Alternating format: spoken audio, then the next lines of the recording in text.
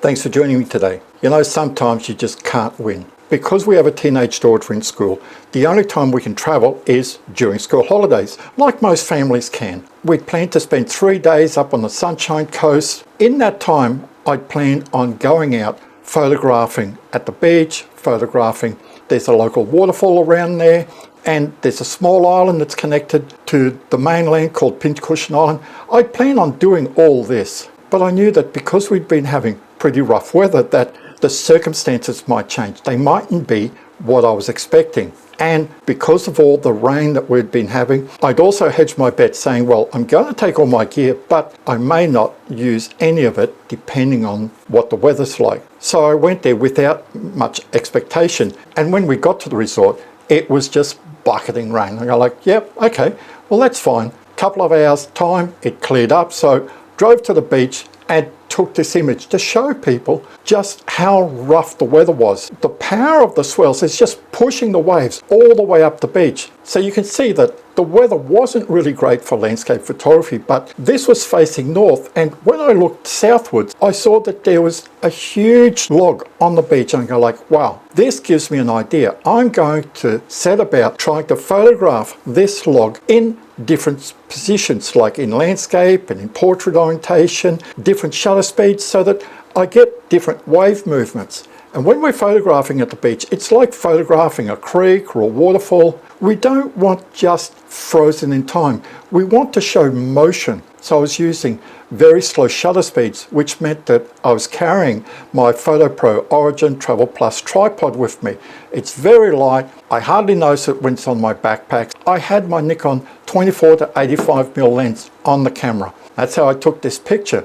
But when I looked at this log, even at 24mm, I go like, well, I've got to stand so far back that I don't have that wow factor. Quickly walk back to the car, change lenses, and I put on the Viltrox 16mm on my Nikon Z6 II. It meant I could get very close to this log. And this is the first photo that I took with it. I've got this log there. You can see the storm clouds coming. After this shot, I rotated the camera into portrait orientation and took these 3 images. And these images were taken at 2 seconds, f16, ISO 100. And can you notice that they're all different point of views? Because the first one was taken quite low. Then I raised my tripod up a little bit higher, tilted the camera slightly down, and then the last one, my tripod was fully raised at 1.5 meters, and I had the camera tilted like that, just to give me a different point of view, because this way, when I get home, I can choose which is the best image,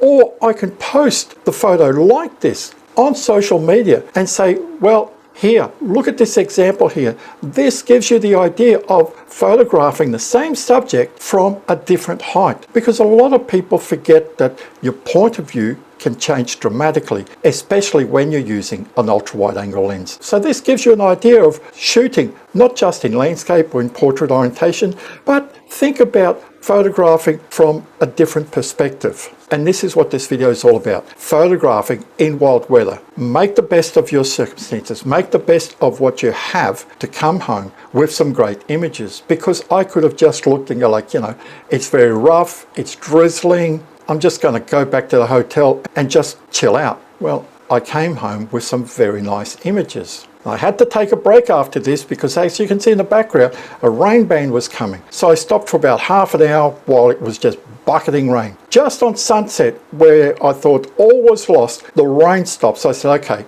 I'm going to quickly just grab my tripod and go back to the beach and just take a couple of photos just on twilight of this log here. And this is the first image I took. When we're at the beach, when we're photographing the beach, you don't want your images just to be you're frozen in time. You want to show movement. Most of the time we get those long exposures by using an ND filter. But here, because it was getting so dark, I didn't need an ND filter. So I was at 5 seconds, f11, ISO 400, and I had to raise my ISO to 400 because had I kept it at ISO 100, my exposure would have been close to about 30 seconds and the water would have just been blurred, and I didn't want that. Whether we're at the beach, take photos where your exposure time is different so that when you get home you can choose the right photo. You might say, okay, well, 5 seconds looks good. Well, hang on a minute, how about I bring it down to 2.5 seconds and see what the water movement looks like. That way you can choose your images. You don't say, well, I'm just going to shoot everything at 5 seconds or I'm going to shoot everything at 2.5 seconds. Now after this shot, looking south, I could see that there was this huge storm band coming towards me.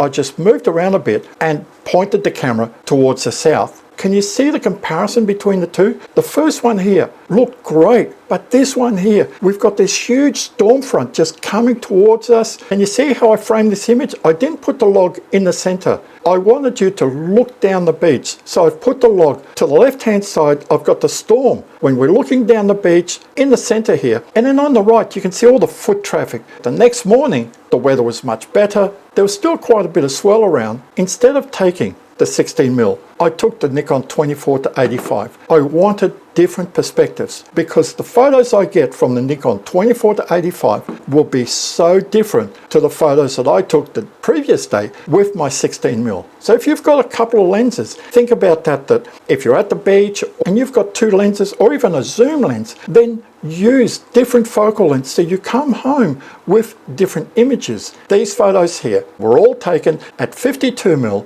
ISO 100. One on the left is at 4 seconds, the one in the center is 1 second, and the one on the right is half a second. And look at the flow of the water. Can you see that at 4 seconds, it's just a blur?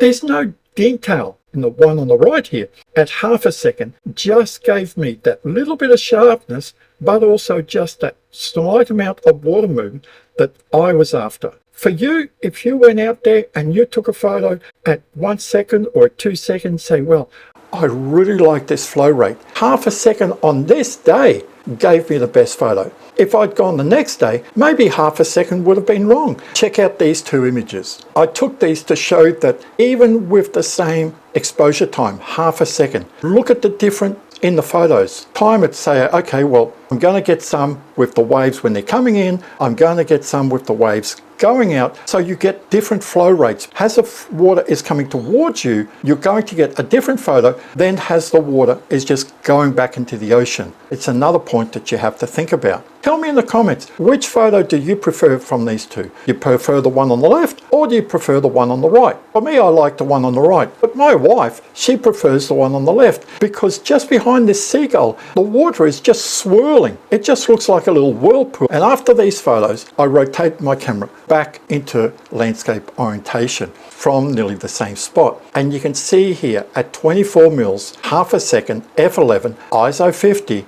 I've got a very nice flow. I didn't want to go home with one type of framing. I wanted portrait orientation, I wanted landscape orientation. You know, I can see the island in the background there, there's this log here on the beach. I'm not going to take in landscape because the only feature on the beach is the log and the island. So I'll just shoot in portrait orientation. But you don't see any of the beach. And this is the last photo here. And the 2 images are totally different. So I could choose the best photo when I got home. I hope you can see that even in rough weather, when you go to the beach, that you still have options. Even if there wasn't that log there, I could have just concentrated on the swell coming in and out, and I would have ended up with some very nice photos. So if you've got any questions about what you've seen in the video or some feedback, leave it in the comment box below. Thanks for watching. Enjoy your landscape photography, whether at the beach or anywhere else in wild weather, and I'll see you next time.